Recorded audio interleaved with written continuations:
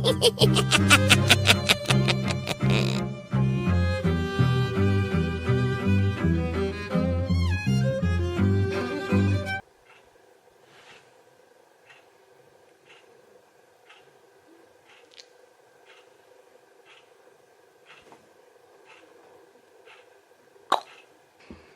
just had to pin my hair back so that it doesn't get all fake blooded because I do have work tomorrow. This is really fucking itchy, fucking hell. Ugh. Today, as you can see by the title, we are going to be reading some Halloween stories, or scary stories, mainly from No Sleep, because that's where I get all my stories. This is so fucking itchy. I may only do one, it depends on how itchy this makeup is gonna get, because I did spend an hour doing it, but it's fucking itchy. Okay.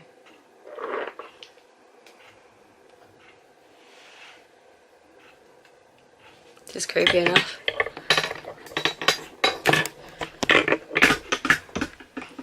Ooh, I like this. This is creepy. Just imagine this coming up to you in the middle of the night. Let's begin. I have my trusty little laptop, a pink laptop that I love. And let's begin before my face makes me want to punch it because it's so itchy. This story is called, Have You Ever Heard Whistling on a Lonely Road? No. Last week I was driving back home from my grandmother's birthday party. My family lives close to each other but 5 hours away from me, so my plan had been to spend the night and leave the next day around lunch. But then I got into a big fight with my brother, the worst we've ever had. My parents took his side like they always do, and I decided I needed to go ahead and go. It was about 10 at night when I left their house, and by midnight I was starting to regret my decision. It was so far to drive that late, and I was really tired. I'd have considered just stopping at a motel, but the route I always took consisted of tiny towns connected by long stretches of wooded roads, and I didn't think there was a single place to stay along that entire journey. I was on the longest, darkest part of the drive, a stretch of nearly 100 miles without any real signs of people other than the occasional farmhouse or closed country store. I began toying with the idea of just parking and taking a nap as my fatigue worsened, and when I woke up starting to veer, I knew it was necessary. I decided I would stop to sleep, but only when I reached the next semi-populated spot in the road. I know the tricks to stay awake. I rolled down the window, I tried to sing along with the radio, rolled the window back up and cranked up the air. I even slapped myself hard enough to make my face tingle. The thing is, these are all half measures. The sandbags against the rising tide of sleep, meant to delay the inevitable for a few minutes.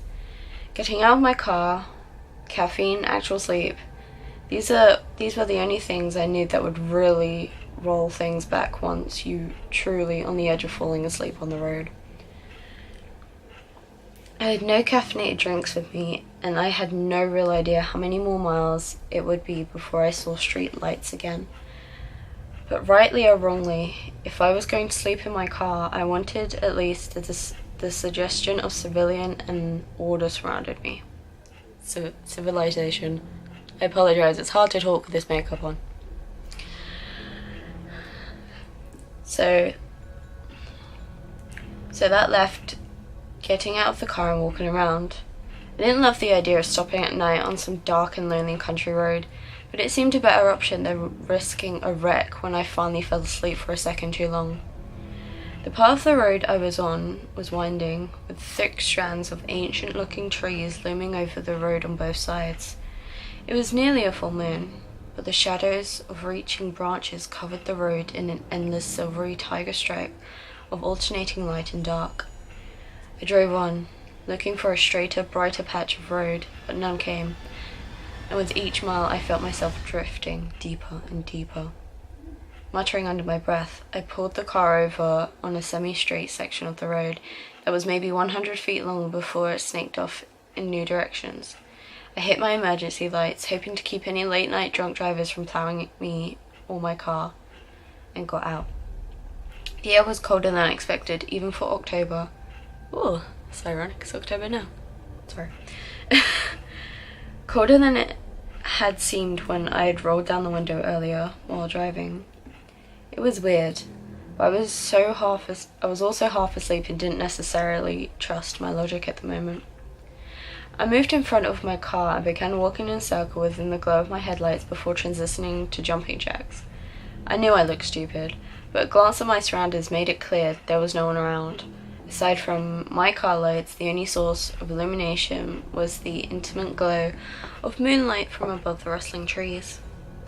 The only sounds aside from the shivering leaves was the low purr of my car's engine and my own puffing breaths,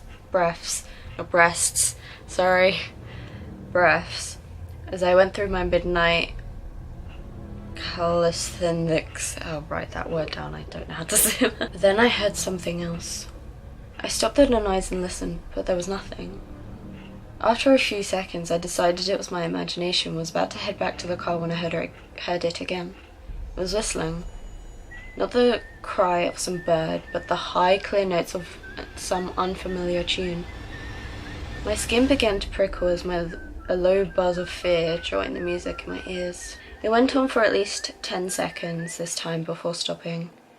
It was enough for me to tell it wasn't a recording or some scrap from a distant radio carried to me by the tide of the nighttime air. No, someone or something was whistling a song in the dark, and they were close. Trying to keep myself from breaking into a panicked run, I went back to my car and pulled on the handle. The door was locked. I had locked it as a precaution when I got out, because I had the image of someone sneaking into the back seat while I was outside with my back turned. The irony wasn't lost on me now, but my main focus was getting out my key and unlocking the door. I fumbled desperately in my pocket as the whistling sound started up again for a few moments, much closer this time. It seemed like a different part of the same song, though I couldn't say for sure. I yanked the keys from my pockets and started jabbing it shakily at the lock when I heard my car's engine shudder to a stop. A small whine of terror escaped me as I tried again to find the lock, and this time successfully. Turning the key, I froze as the whistling began a third time now, from directly behind me. The smell grew stronger. Then I felt a small burning kiss on the back of my neck. The next few seconds were a panicked blur.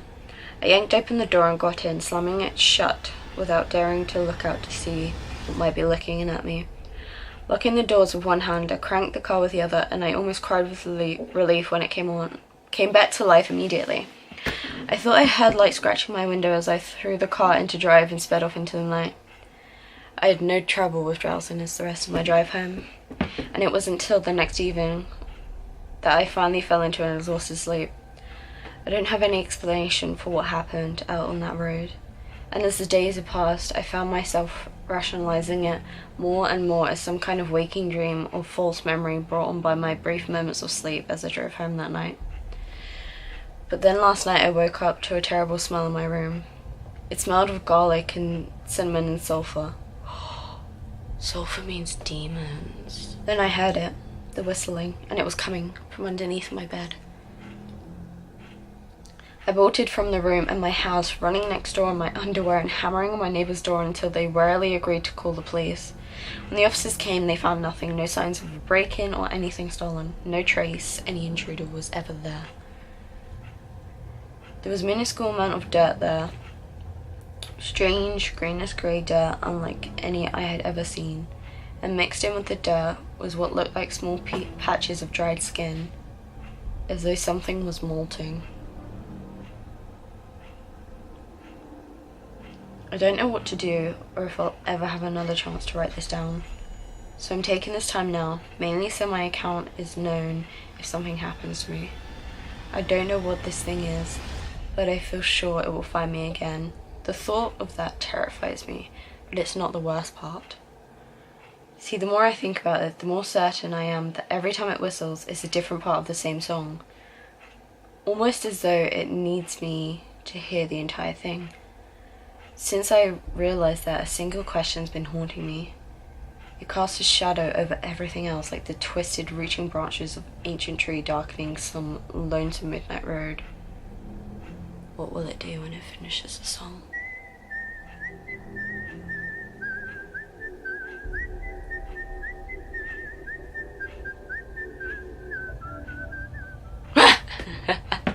I'm only joking. I didn't hear nothing. That was my scary story. It might not be long, mainly because I have work tomorrow and this is really itchy. So, plus I suck at reading things out loud, so I didn't want to like bully you with my horrible voice again this year. So I hope you guys enjoyed this video. If you did, don't forget to give it a thumbs up and share with your friends and subscribe to see tomorrow's episode of Fangirlween, which is where I believe we're doing mermaid makeup, I think. But you'll enjoy it because I did pretty well on it and my face is so itchy, oh my god. But yeah, peace. If you hear whistling,